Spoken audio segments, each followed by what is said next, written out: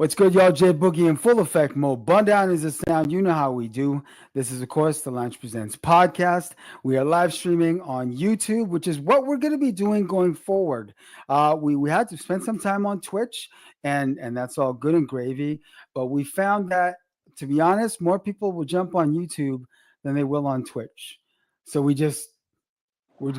going forward, we're going to be live streaming on YouTube because YouTube is like for everybody in the world. It's just boom. Whereas some people look at Twitch like, oh, do I gotta log in and what do I gotta do to get on Twitch? And no. At least you say YouTube, folks. More time they're gonna know exactly what you're talking about. So that's what we're doing. We are live streaming on YouTube now. I just want to send a mighty shout out to everyone who's been tuning in.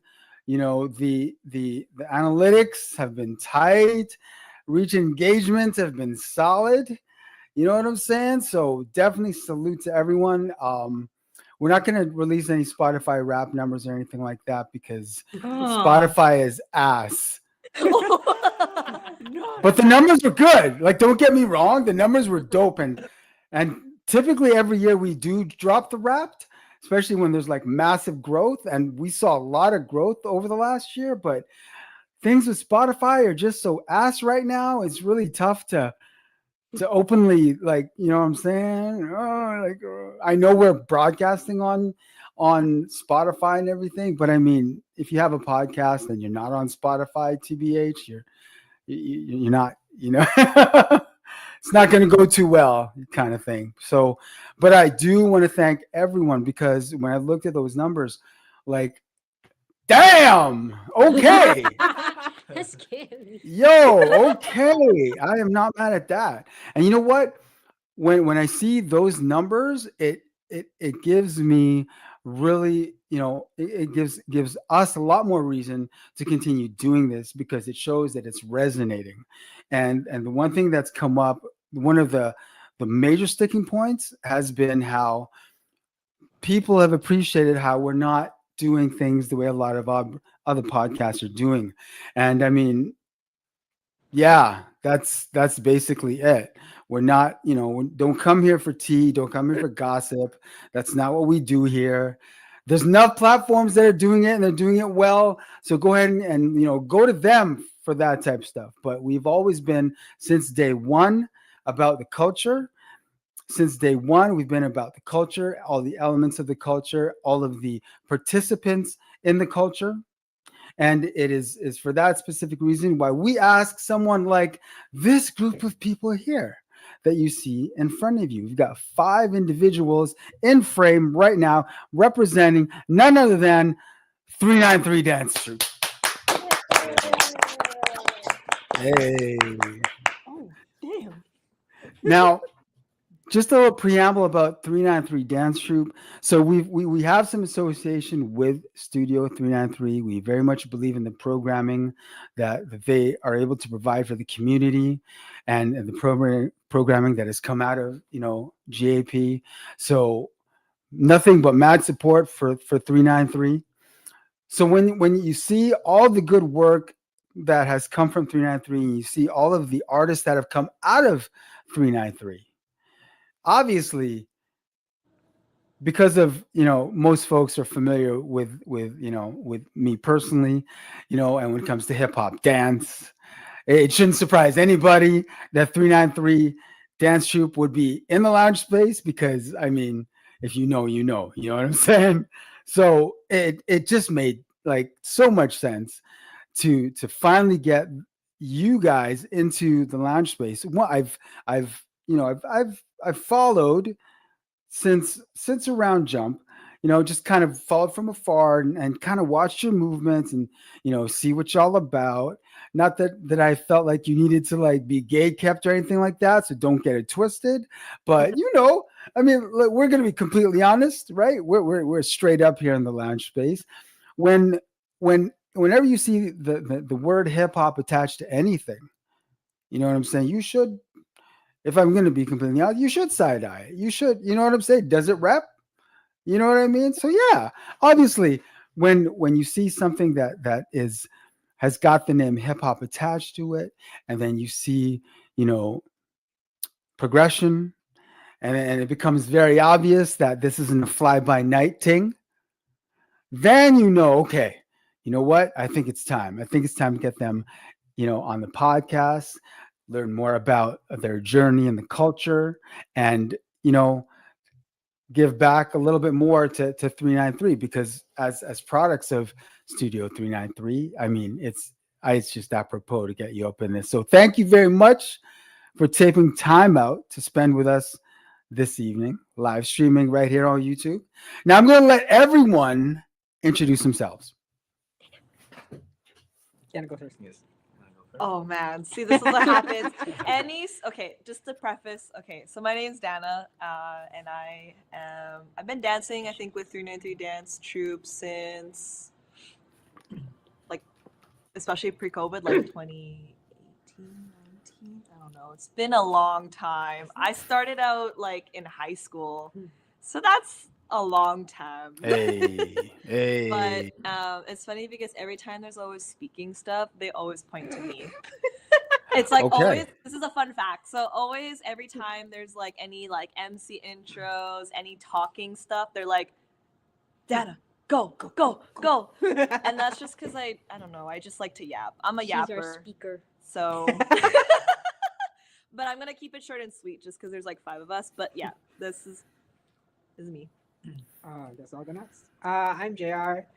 I've been introduced to this scene, I would say 2018, 2019. So when I was in high school still, I think that's when I met these two, and then along came Jonel and Jan. But yeah, that's when I was more introduced to more of the hip hop scene and the street scene. I was still a dancer. I was dancing hip hop in high school, dancing competitions, but that was more kind of like a studio hip hop more than street hip hop and freestyling. But yeah, that's pretty much me. My name is Mickey. I started with 393 back in like 2015, 2016 through the After School Leaders program. And then eventually I joined 393 Dance Troupe through it. And then I've been with them since. Yeah, go. Hi, my name is Jan. I've been with 393 for officially, I think, like about 3 years ish. But unofficially for like 4, because I was always kind of in and out, but like never really stepped in until this one dragged me in. So Mickey dragged me into it full stop and was like, "Hey, you should join us. Go do it." And I'm like, "Okay, fine." And yeah, I've been loving it ever since. Much like JR, my dance background was not initially street. I was always like, what's it called? I was always aware of the culture. I was aware of b-boys and all the hip hop scene here, but I just never had my foot into the door necessarily. I never had the opportunity to really learn it, live it, express it. And 393 really has given me that opportunity to learn about that culture, and now here I am. Cool, nice. And Jonel, I've been part of 393 and kind of 3 different waves. I think early 2010s, and then back at it in like 2017, 2018, on and off, and then back more involved now, just at the tail end of this year, recently. So yeah, and introduced to Whoa, that's official.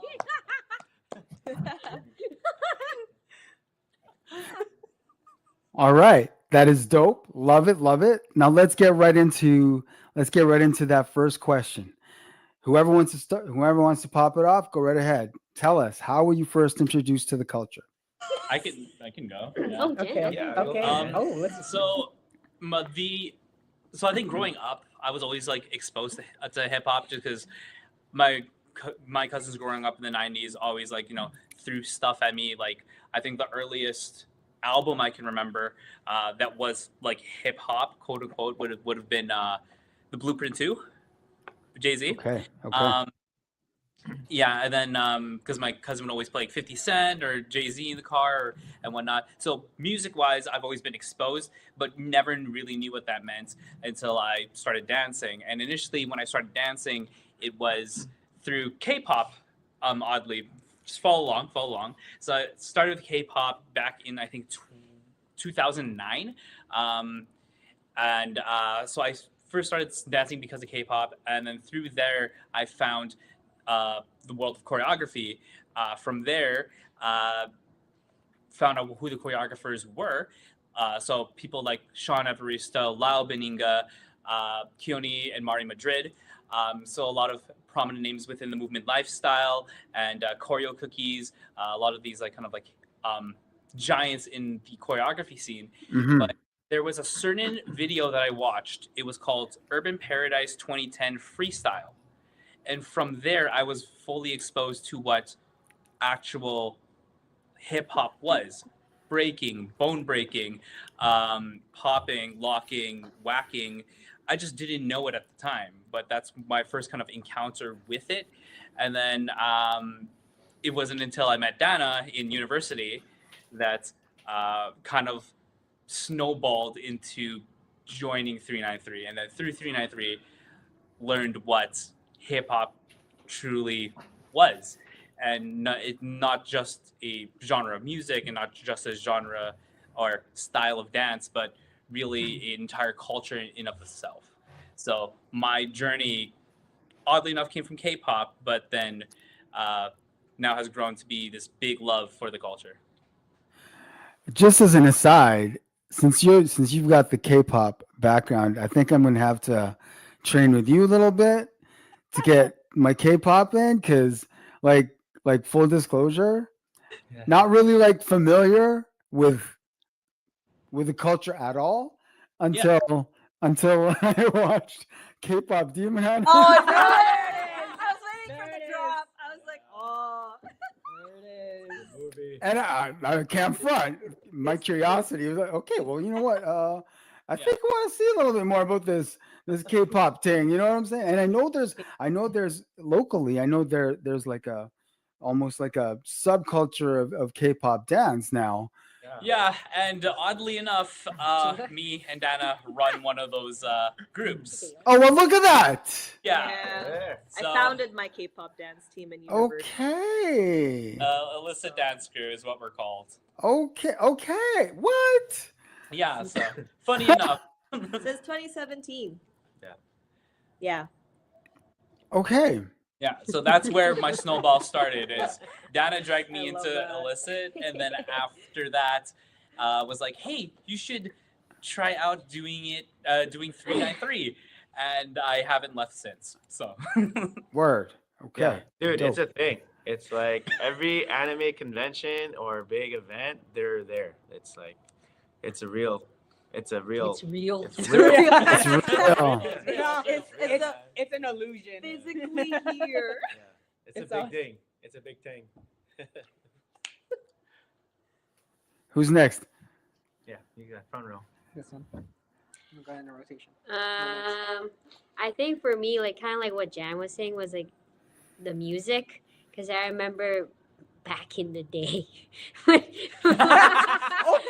Okay, oldie, let's go. Yeah. Back What is in it? my I think day. it was the song. It was the song Sierra 1-2 Step. I was obsessed with it, and I just remember I was listening to it and dancing in my room and eating pho, and then and I was like, oh my god! And then that's how I kind of fell into dance. So I was just kind of like dancing in my room for a bit, and then I didn't officially get into like training or like into the hip hop community when I was in high school, was when I joined the after school leaders program.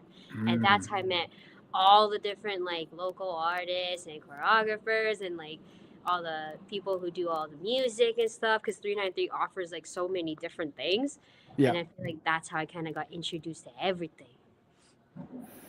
You know, Sierra 1-2 Step, not a bad joint to be introduction, yo. Yeah. Not a bad joint at all. I mean, Just you know, you could do worse. Just super side note about that song. My earliest memory of that song is my cousin had a debut. They had a modern piece. It was a hip hop piece, and one of the choreographers was a dude. but that song was for the girls, and he was just dancing in the middle of it, forgot that he wasn't supposed to be part of that formation, and he had to run across the stage to get to his to get off stage in the middle of a debut. It was really funny. I mean, Damn. Yeah, good time. For anyone who isn't aware with a debut, it's essentially it's a celebration that in Filipino culture when the daughter of the family turns 18, they're throwing this huge. Well, I mean, really, it all depends. They're throwing a party. The gravity and the lengths to which they go to with that party will depend, obviously, but it's essentially it's a coming of age party that is very ensconced in Filipino culture. Oh yeah. For anyone who isn't aware of what a debut is, just so you know, just for people who aren't aware. I guess I'm next. So for me, dance has always been a part of my life. I've been dancing since I was a kid, but it wasn't always hip hop. I was into folk. So I was dancing more line dancing, whether it's Filipino, Greek, anything you name it. When I was 7, I was performing with my sister and her 2 friends. We were put on to the Filipino Journal. I was wearing pink and sequins. I did not like it, but I was there. After that, took a break from that, focused more on school, and then in junior high, I was put into, or I joined my own dance team from there, or a school dance team from there, and got more exposed to more of the studio side of hip hop, nothing more of the street side, like I explained at the beginning. And then, funny to mention, my cousin Malcolm J, who also rapped here at Studio 393. He's my cousin. I was more exposed to the music from him and all of his rapping and listening to his tracks. My auntie trying to make me do a dance to one of his tracks. I was not really educated at the time, so I couldn't, but I loved his music. Okay. Moved on to high school. Won a bunch of competitions in high school. Canadian National Dance Competition. Again, studio hip hop, but then it wasn't until I met these guys where another side of the dance community was exposed, and it was more of a cultural shock to me.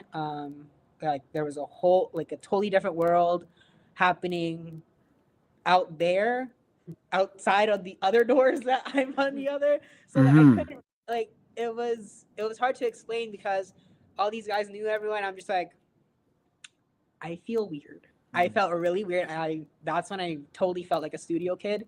I'm like, I'm totally uncultured right now. I feel uneducated.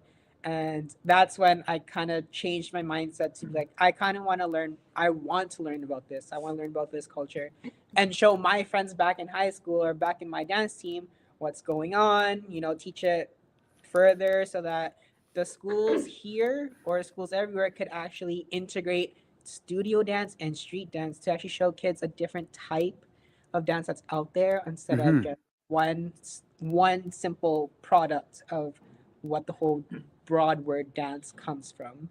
Okay. That's how I got exposed pretty much. So there's like little milestones, but yeah, that's how pretty much I got exposed to this community and I never left it since. Dope. Oh gosh. Hello. For me, sorry, I was just thinking because I feel like I don't know why recently I've just been having those like thoughts where, when you look back on all the things that you've done, it's kind of crazy because for me, I also I kind of grew up in a family as well. Like music was always a thing. So like my dad growing up would play a lot of like jazz, a lot of music like that, and so I was exposed to that. And then my brother, who's currently he plays actively in bands, so a lot of it got the metal, got the rock. He was into rap a lot and hip hop too. And then when I think joined Studio 393 way back then in high school. Back in my day. Back in my day. I actually started being immersed in the culture by learning breakdancing from Bob, which you very well know. and he was my very, very first breakdancing teacher. I think it's crazy because people like the styles that I do now. I think a lot of people wouldn't think that I break. And I don't break currently. I think, which is funny because when I say that, people are like, "Can you do like a windmill?" And I was like, "Not right now." I'm going to break something because I used to pretty much like discipline myself into breakdancing. Like when Bob left, and then Majo, who is my next breakdancing teacher, like he was trying to get me to do like windmills and like the flares and all that stuff, like the power moves. And then I started getting into more of like the hip hop dance. And so some of the teachers here at 393 that I learned from, some people from like, I think Vanessa was here, Vanessa De La Rosa, Jeff De La Rosa, obviously Jonel, a lot of CCAT people. Back then, we had a lot of different teachers. I learned from Shaq. So for me, I think it just kind of was like a natural thing because I was always like curious about not just the culture, but I think as well as the community that came with it. And I think it was really cool to learn about things like, you know, DJing, breaking, of course, MCing, and then the knowledge that came with it. So I'm really grateful to have all of this at a very low cost of free 99. Yeah! Nah, for real. As an immigrant kid, as a person of color, it was kind of hard because to convince my Asian parents to put me into like extracurriculars. And so Yeah. this was free 99, and my Yep. parents were pretty happy that I was Yep. here all the time instead of, I don't know, doing who knows what. On the streets. Right. So I've also been really fortunate to like be part of I think the movement and the culture here, but also like beyond as well. So I'm just happy to also be in a position now to like share it, because I think a lot of us now we're in like leadership positions where a lot of younger people that are coming into the scene are now learning about this, and I feel like it's been a bit better now, I want to say, with how culture and knowledge is being passed on. But obviously, like there's like work to do, but I think where we're at and like who we are as people in like the dance troupe are really striving to do that. And I feel like it's a good pass off to Jonel, because I feel like he's been a big part of like why we've been really like here, and he's been our like biggest like supporter and motivator. So Jonel! Hey, cool. Thanks for that, Dana. Yeah, my timeline's a little bit longer because Yup. but yeah, same thing. Filipino background. Been around music, specifically hip hop, mostly R&B. I have two older siblings, older sister, older brother. So sister exposing me to every R&B artist from Aaliyah, Brandy, Monica, Tamia, all those sounds. Destiny's Child, Lauryn Hill, and then I had an older brother who would be playing like Nas, Biggie, Tupac, Big L, all these underground mixtapes. Okay. And, I'd just be in the back seat, freaking having the subwoofers rumble my ears. It was really cool. So I was around the music, and then of course, Marigold 7 birthdays was a thing. Definitely yeah. a thing. Yep. It is. Hold up. I feel like we should put some context into why we can all laugh at that comment. Okay, so yeah, so my generation, which is a little bit older than these guys, you know, and then Filipinos coming, or even just Asians in general, the go-to place of celebrations, and for Filipinos, 7 birthdays especially, was a Chinese restaurant, Marigold, all up there in the northern western part of the city. And then all the parties were there, and then you have vivid memories of having all your birthday parties there. And so, Literally every freaking party was there. Yeah. Yep. and just in Yep. like dance culture, but the Filipino culture, like you get forced to do these dances, and so, and then me and my god siblings, who I thought are like the sickest dancers there are, we got trained by the Street Slammers to do a routine. So shout out to the Street Slammers, and Shout out Street Slammers. That was Street Slammers. So free 99. I'm a student of free 99. Let's Let's go. Let's go, Jonel. So fast forward in my teenage years, my older sister, who's involved in folk rama, Magdaragat, especially Pearl of the Orient, She threw me into a dance group she was helping organize, which is called CCAT, which is a organized choreography team in the city. And so it was also free 99 for me because she made the helped make the group. And then I'm like, she's just like, you're gonna dance in this group. I'm like, okay, whatever. So I did that for a bit, but I've always kind of like was freestyling, dancing in the basement, and I had throughout high school years, I started befriending some homies who b-boy, and one of them happened to be the younger brother of a Dangerous Goods member, and so Mm. my generation, I viewed them as like the miniature version or younger generation of Dangerous Goods in Mhm, my, and then it was really cool just to like be around those guys, and so being around them, and then slowly our city started introduce because I wasn't a b-boy. I couldn't b-boy, didn't have the discipline for it. I like dancing on my feet and making like getting attention from girls. And mhm. I stuck with that, and then Classic. Good lord. but '09 era, rep your step. It was a concept of open styles, all styles battle in our city, where it wasn't specifically a b-boying event, which because that was kind of the biggest part of our hip hop scene in our city, but it was for like a platform where all styles or all disciplines could join, and so I joined that and kind of got exposure, and then the judges were Demisha from Defined Movement, John Surla, and Bob from Dangerous Goods. And from there, they started Bob especially started hosting a lot of incorporating a lot of open styles battles with Yep. people jams. And then I started to be involved heavily in those. Got introduced to 393 early phases, stages. Didn't really understand and appreciate this hub as a whole. Stepped away from it for a little bit. Got re-involved in 2017, 2018. Still didn't understand what I was doing here. That was with us. Yeah, it was with them. Us In the three. beginning.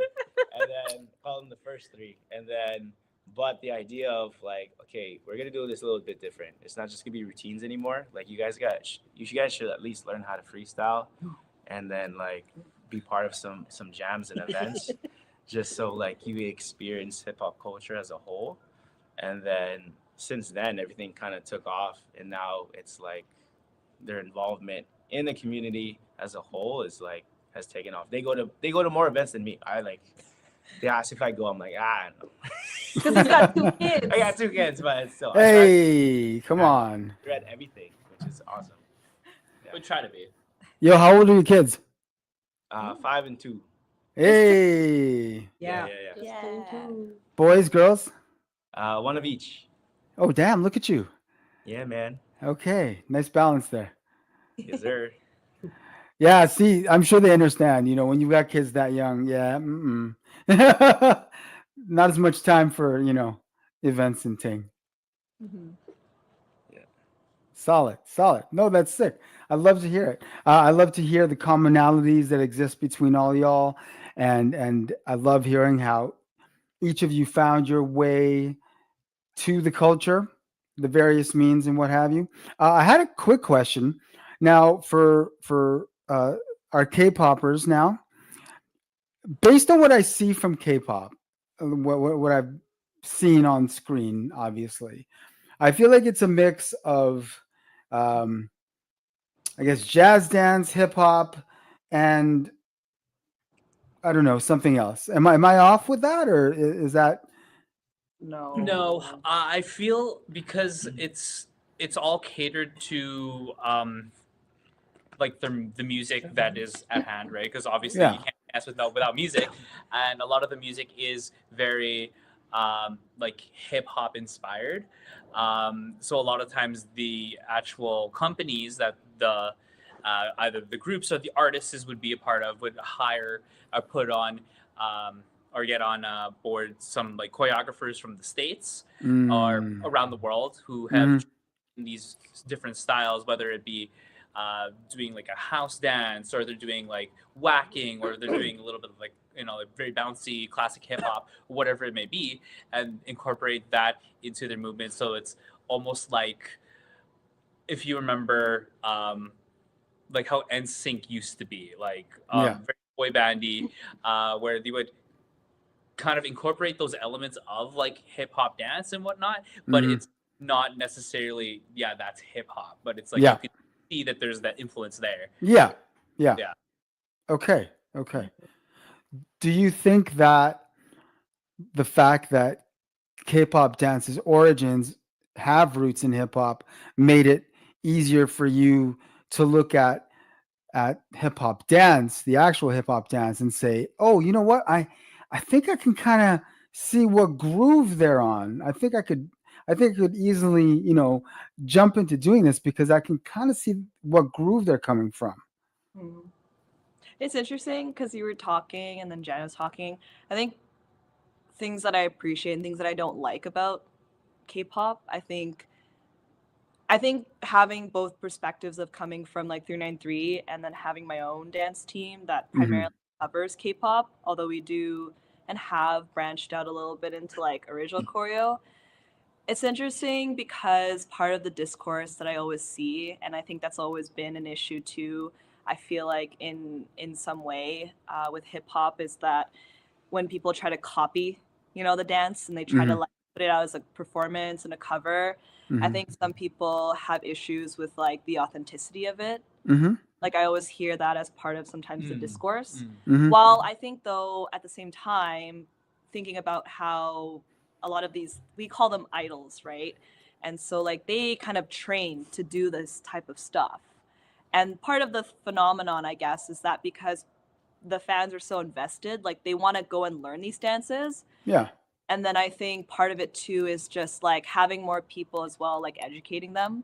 Because some people may not know the difference between maybe like a bounce and a rock and a groove. Yeah. And I think it's just if people were to be more like nicer about things, maybe it would be like, better that way. But I think it just depends. I feel like for sure some people are more attentive to details like that when they're like, oh, like look at that like skate, or like, oh my god, look at that like top rock that they did.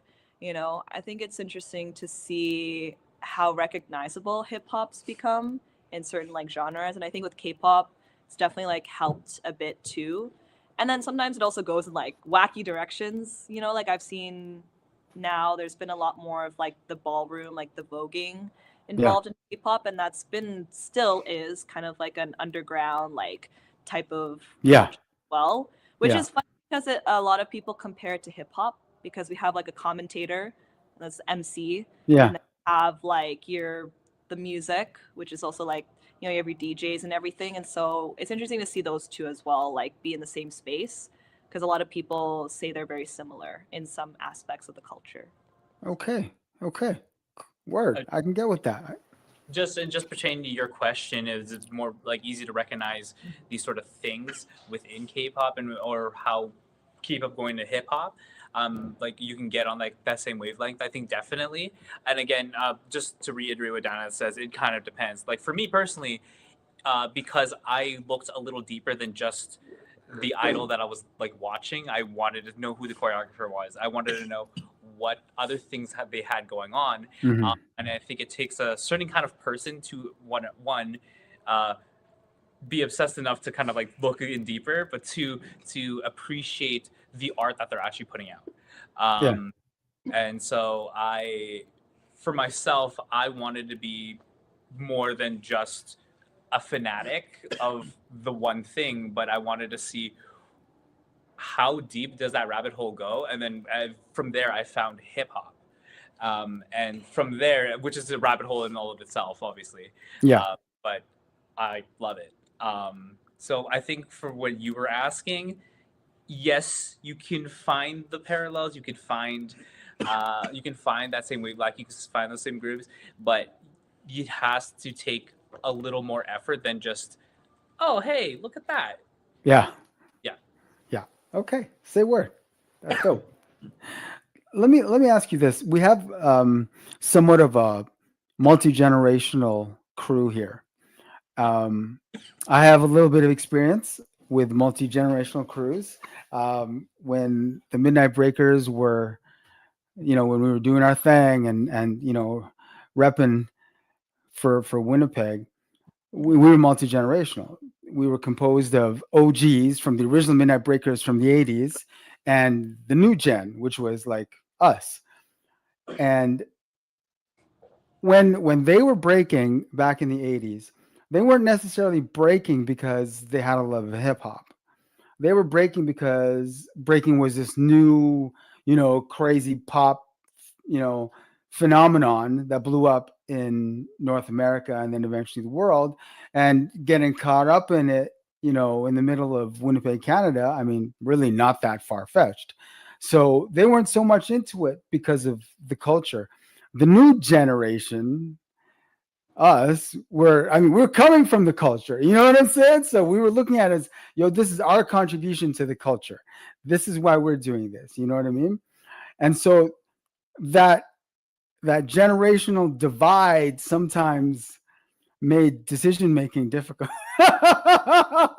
If I'm going to put it like completely, plainly, and I'm sure we could all sit in a room and laugh about it now because, truthfully, there was a bit of a generational divide where one side was very much about the culture. This is why we're doing this. We don't, it'd be dope to get paid, but if we don't get paid, we're not losing any sleep over it because what we're doing is trying to expose the culture and bring more people into it, right? But then like the older generation, they came from being accustomed to being paid, which is great, like to be paid to do hip-hop dance in the 80s, like okay, like fuck yeah, salute. But when you're, so you got two different aims. So I've just got to ask, when you've got a multi-generational crew, are there ever any situations where you found yourselves kind of looking at it from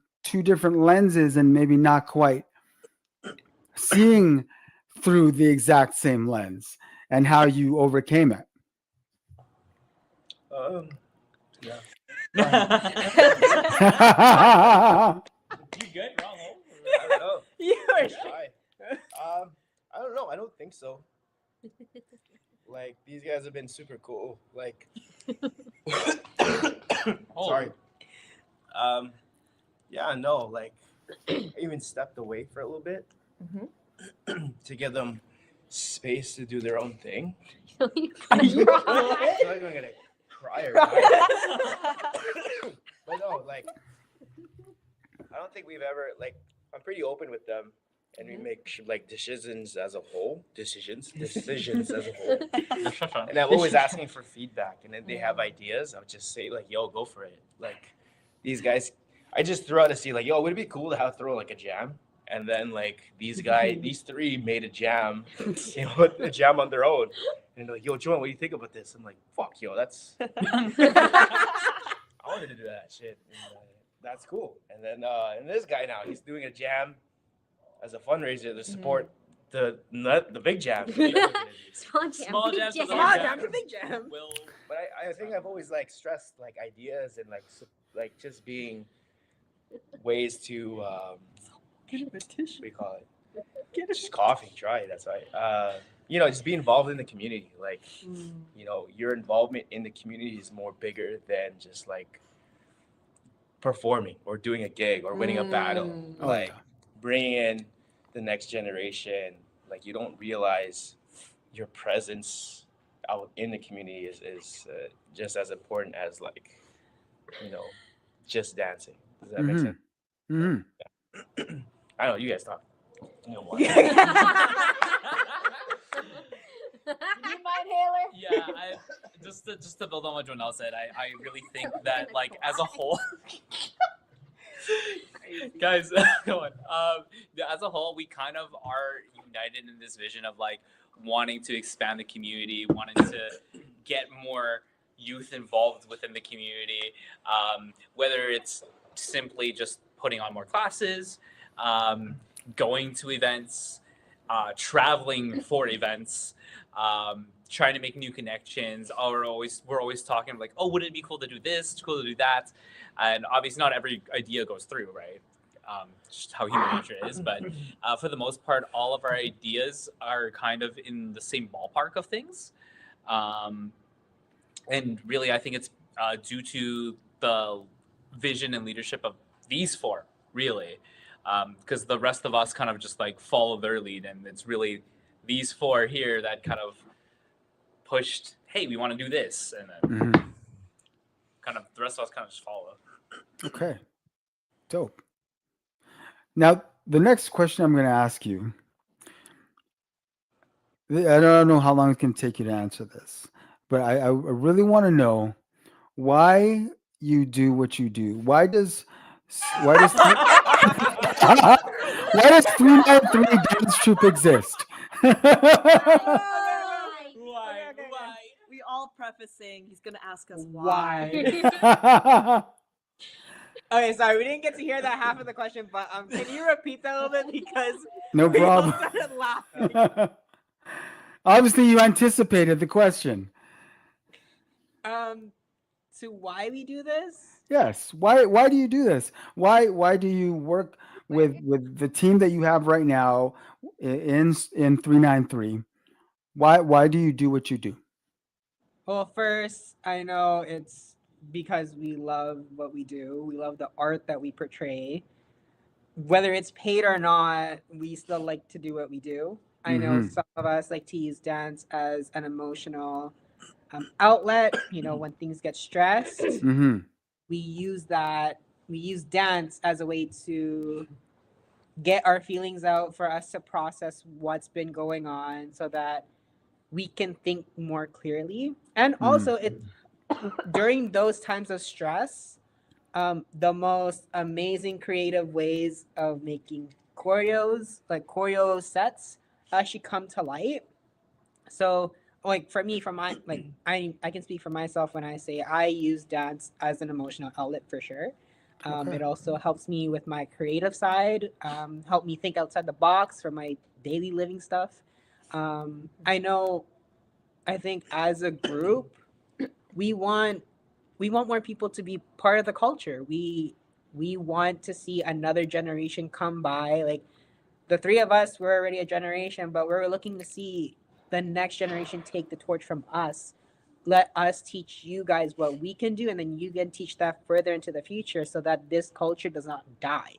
This culture will keep going when we're buried 6 feet in the ground, whether we're incinerated. Like this Wow, will dark. keep going. I'm just saying, if you want whatever. Damn! Just dark. Buried in the ground, 6 feet under. I mean, Incinerated. Damn. if you want to be incinerated, or if you want to be like 6 feet in the ground, that's up to you. But what I'm saying is, what we leave here after we go into the afterlife, whether you believe that or not, will transpire into different generations into the future. And that's because we learned from him, we taught them, and they're going to keep going. That's why I think that's why we do what we do, is so education, emotional stability, to have more of an open mind. I mean, that's what I do. And like, I mean, I like to teach the younger generation, like, hey, you know, like studio isn't always the best way to go. Sometimes there's a different route, and sometimes those kids need that kind of push.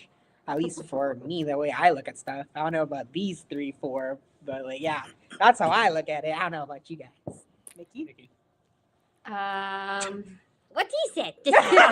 What the? No. You think you're getting off that easy now? I don't know. That's a deep question. I honestly don't think I'd be able to live without dance. Dance is life. I literally love dance. And the fact that I can be, you know, like part of 393 and being able to like explore the community and give back to the community. And even when like I get asked to judge, I still be like, oh my God, what? Really?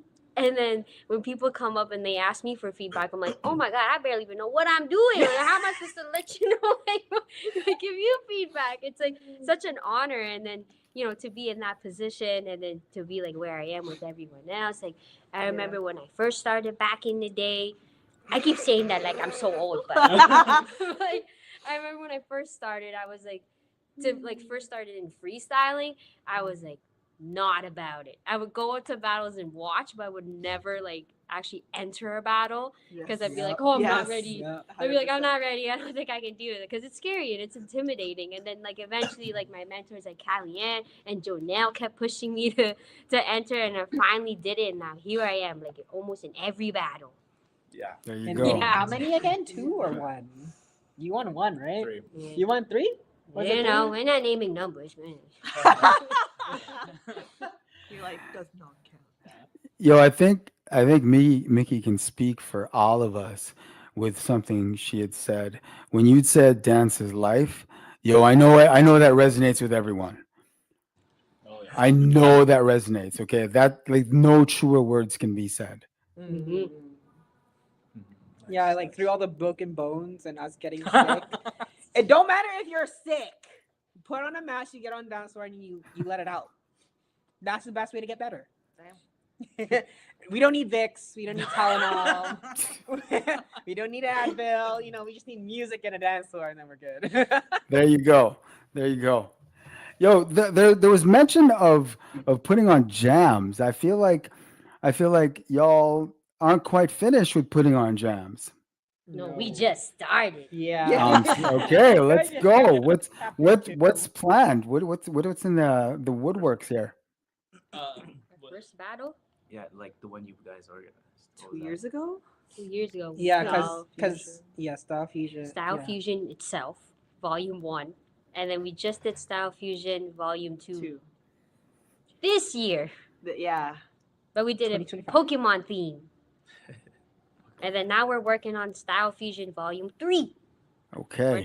here. Mm-hmm.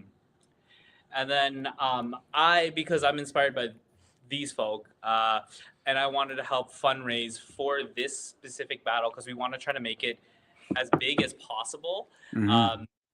and do some stuff that Winnipeg hasn't seen in a minute. I wanted to throw my own battle because I have a bunch of ideas. So I'm putting on. We're gonna call it 393 presents the warm up. The warm up for 3 different reasons. Because we're gonna have the 393 theme running through. So three reasons. One, it's in the middle of January, so it's gonna be cold, so we want to warm up. Duh. That's what I said. 2, it's going to be the first battle of the year, so we're warming up to get our bodies ready for the rest of the other battles and all the other jams that are going to be happening throughout the year. And then 3, it is the warm up to Style Fusion Volume 3. So yes, the warm up. I'm soft launching this right now. It's going to be Okay. on January. You're hearing it here first. You're hearing it live first here.